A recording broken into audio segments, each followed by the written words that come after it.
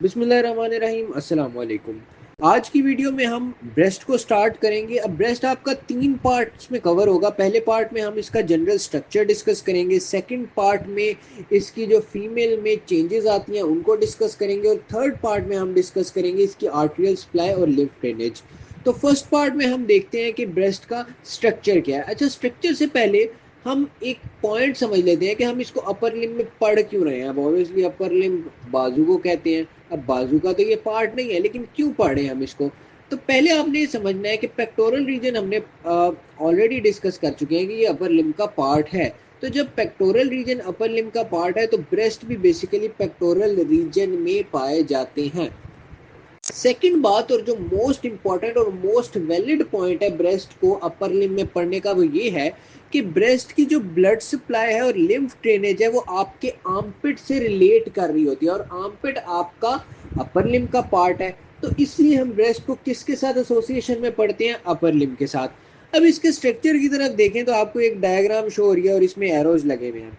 एक एक करके इन एरोज को डिस्कस करते जाते हैं। सबसे पहले जो आप आगे ये पार्ट देख रहे हैं, of course every one of you knows के इसको हम निपल कहते हैं। अब निपल के साथ आपको ये एक निपल से लाइट मगर एक रिलेटिवली डार्क एरिया नजर आ रहा है साइड वाली स्किन से। इस एरिया को हम कहते हैं एरियोला। ये एरिया बहुत इंपॉर्टेंट है क्योंकि ये फीमेल में चेंज होता रहता है इसका कलर।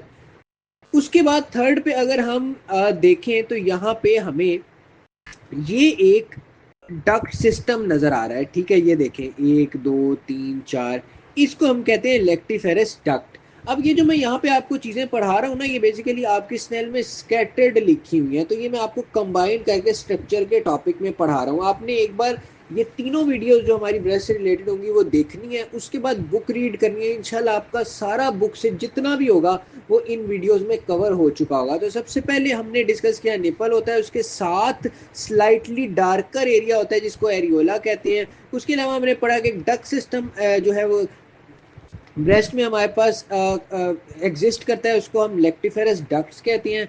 उसके बाद इस लेक्टिफेरस डक्ट्स के आगे जो एरियोला पर पार्ट है जहाँ पे ये से ये फिर निपल में एंटर कर रहा है, तो निपल में एंट्री से पहले एक डायलेटेड पार्ट आपको नजर आ रहा है। ये देखें, डायलेट हुआ है, पीछे से पतला आ रहा है, आगे आके डायलेट हुआ है। तो ये जो डायलेटेड पार्ट होता है ना, इसको हम कहते हैं एम्प्यूला।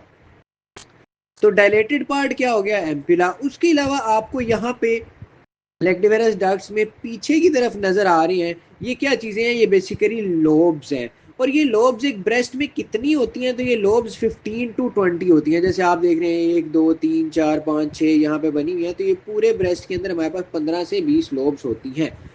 उसके बाद आपने क्या चीज देखनी है कि बेसिकली एक fibrous various fibrous septa present होते हैं। और ये फाइब्रस सेप्टा कहाँ प्रेजेंट होते हैं? ये जो आपकी लेक्टिवेरस डक्ट्स हैं, ये जो लोब्स हैं, इनके दरमियान प्रेजेंट होते हैं। हर एक लोब के दरमियान आपका फाइब्रस सेप्टा प्रेजेंट होता है। इसका फायदा क्या है, ये इसके क्लिनिकल्स के अंदर हम पढ़ेंगे भी। तो इसका फायदा थोड़ा सा मैं आपको बता देता हूँ। इसका फायदा ये है कि इससे ब्रेस्ट के कंपार्टमेंट्स बन जाते हैं, आपने ये याद रखना है। और ये कंपार्टमेंट्स अगर डिजीज एक लोब की तरफ आपके फैल रही है, वायरस या कोई वायरस है या कोई बैक्टीरिया है जो एक लोब की तरफ फैल रहा है, उसको बाकी लोब्स में स्प्रेड होने से रोकता है।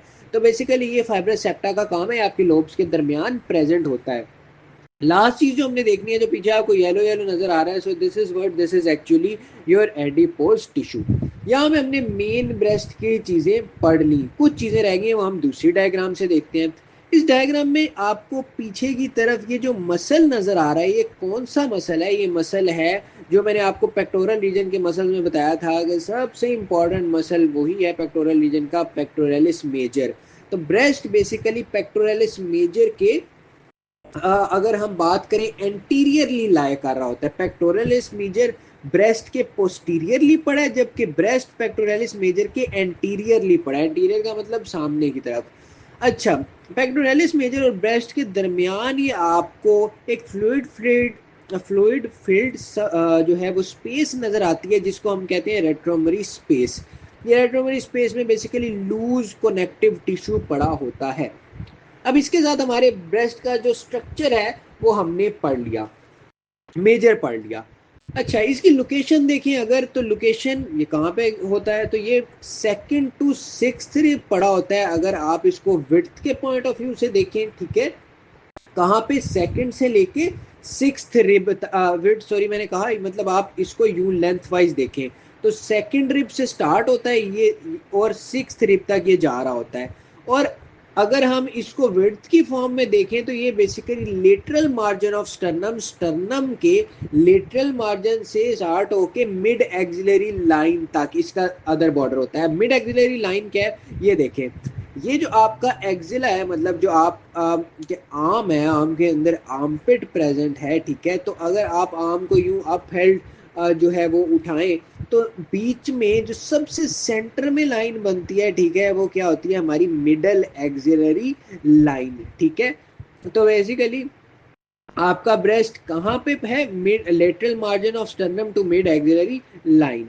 उसके बाद हम थोड़ी सी चीजें जो हमारे ब्रेस्ट में रह गई हैं वो डिस्कस करते हैं। ये आपको इसके 4 डिविजन्स हुई हुई नजर आ रही हैं। ये 4 डिवीजन, इसके 4 क्वाड्रेंट्स हैं। ये फिर क्वाड्रेंट्स आपकी क्लिनिकली बहुत इंपॉर्टेंट है, हम क्लिनिकल में इनको डिस्कस करेंगे। सबसे पहले जो आपको ये नजर आ रहा है वो है अपर लेटरल क्वाड्रेंट। देखिए लेटरल साइड पे आपका आर्म ऑब्वियसली लेटरल साइड पे पड़ा होता है, तो जो आर्म की तरफ आ रहा है वो अपर लेटरल है, उसके जो नीचे होगा वो लोअर लेटरल होगा। दूसरी तरफ हम यहाँ पे देखें तो ये आपका अपर मीडियल होगा और इसके जो नीचे पड़ा है वो क्या होगा, वो आपका लोअर मीडियल होगा। तो ये 4 क्वाड्रेंट्स आपके होते हैं।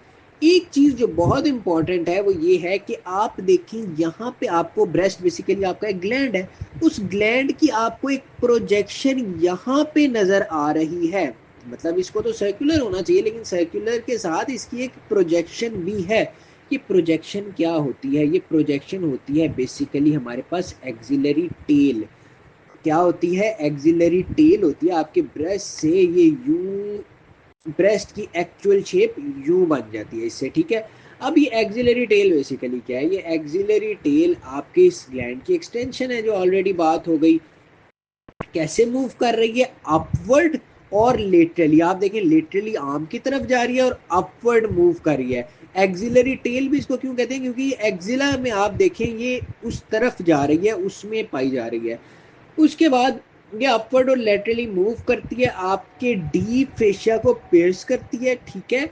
और डीप फेशिया कहाँ पे हो, किस पॉइंट पे डीप फेशिया को ये पियर्स कर रही होती है। डीप फेशिया क्या होता है, आपकी बेसिकली जो स्किन होती है उसके नीचे 2 फेशियल लेयर्स पड़ी होती हैं, एक सुपरफिशियल फेशिया होता है, एक डीप फेशिया होता है। तो डीप फेशिया को ये पियर्स करती है किस लेवल पे, पेक्ट मेजर का जो लोअर बॉर्डर होता है वहां पे ये इसको पियर्स करती है। पियर्स करने के बाद ये एक्सिला में एंटर करती है। बेसिकली ये ब्रेस्ट है, पेक्टोरल रीजन का पार्ट है, पेक्टोरल रीजन से इसने एंटर करना है एक्सिला में।